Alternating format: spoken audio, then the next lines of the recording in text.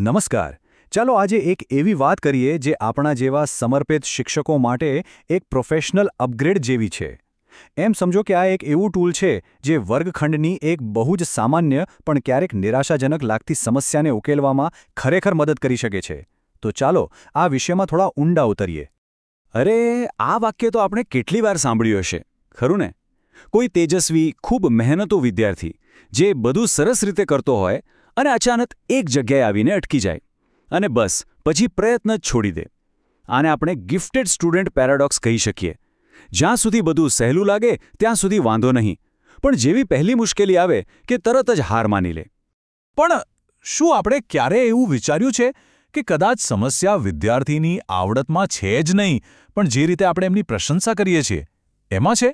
શું એવું બની શકે કે આપણી ભાષામાં માત્ર એક નાનકડો ફેરફાર કરવાથી વિદ્યાર્થીઓમાં દ્રઢતા અને લડત આપવાની ક્ષમતા જાગી શકે? બસ આ જ આજના આપણા વિશ્લેષણનો મુખ્ય મુદ્દો છે. આની પાછળ એક ખૂબ જ રસપ્રદ મનોવિજ્ઞાન છે જે કેરોલ ડ્વેકના સંશોધન પર આધારિત છે.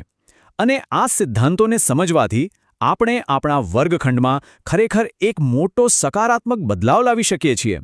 તો પહેલી છે સ્થિર માનસિકતા. આ માનસિકતા ધરાવતા લોકો એવું માને છે કે બુદ્ધિ કે હોશિયારી એ જન્મથી જ મળેલી એક વસ્તુ છે. કાં તો કોઈ વ્યક્તિ કોઈ વિષયમાં સ્માર્ટ હોય અથવા ન હોય. અને આ જ માન્યતાને કારણે વિદ્યાર્થીઓ પડકારોથી દૂર ભાગે છે. એમને ડર લાગે છે કે જો તેઓ નિષ્ફળ ગયા તો એ સાબિત થઈ જશે કે તેમનામાં આવડત જ નથી. હવે એનાથી બિલકુલ વિપરીત છે વૃદ્ધિ માનસિકતા. આ માન્યતા કહે છે કે બુદ્ધિ કોઈ પથ્થરની લકીર નથી, એને મહેનત, સાચી રણનીતિ અને સતત પ્રયત્નોથી વિકસાવી શકાય છે. અહીંયા પડકારોને ડરવાની નહીં, પણ શીખવાની અને આગળ વધવાની એક તક તરીકે જોવામાં આવે છે. ચાલો આ બંને માનસિકતા વચ્ચેનો તફાવત જોઈએ. જુઓ, સ્થિર માનસિકતા ધરાવતા વિદ્યાર્થીઓ મુશ્કેલીઓથી બચવાનો પ્રયત્ન કરે છે અને જલ્દી હાર માની લે છે, જ્યારે વૃદ્ધિ માનસિકતાવાળા વિદ્યાર્થીઓ સામેથી પડકારોને સ્વીકારે છે અને કંઈ ખોટું થાય તો પણ પ્રયત્ન ચાલુ રાખે છે. આ ફરક આપણા વર્ગખંડમાં રોજબરોજ જોવા મળે છે.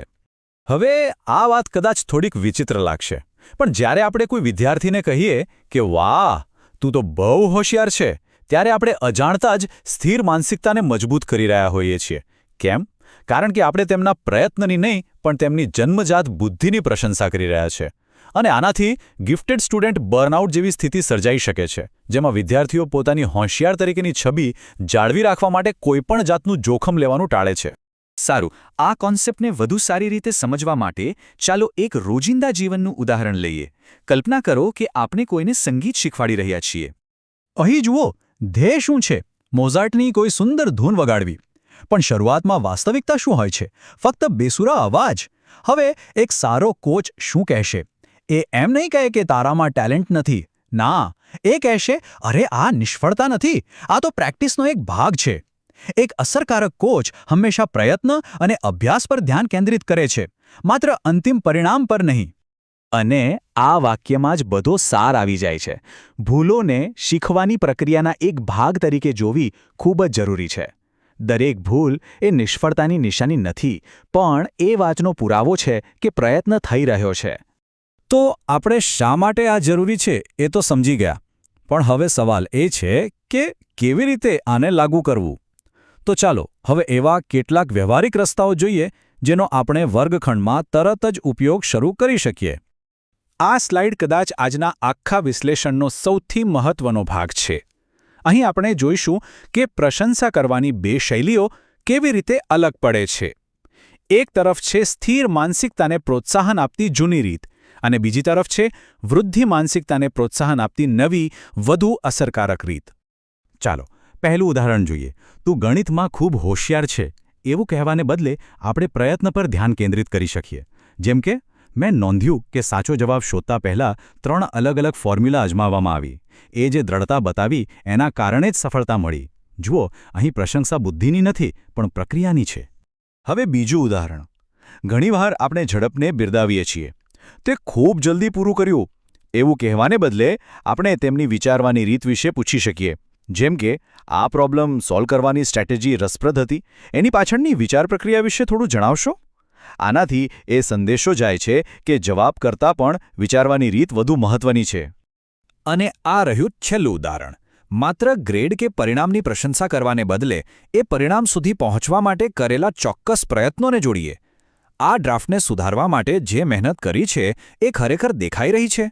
બીજા પેરેગ્રાફમાં જે સુધારો થયો છે એ સ્પષ્ટ છે. આવું કહેવાથી વિદ્યાર્થી સમજે છે કે પરિણામ એ મહેનતનું ફળ છે. તો આ બધાનો મુખ્ય મુદ્દો એ છે કે આપણા વર્ગખંડમાં એક એવી સંસ્કૃતિનું નિર્માણ કરવું, એક એવી ભાષા વિકસાવવી, જ્યાં ભૂલોને નિષ્ફળતા તરીકે નહીં પણ સુધારણા માટેના ડેટા પોઇન્ટ્સ તરીકે જોવામાં આવે અને કદાચ તેની ઉજવણી પણ કરવામાં આવે. સારું, તો આ બધી ચર્ચાના અંતે આપણે શું મુખ્ય વાત યાદ રાખવાની છે? ચાલો એના પર એક નજર નાખીએ.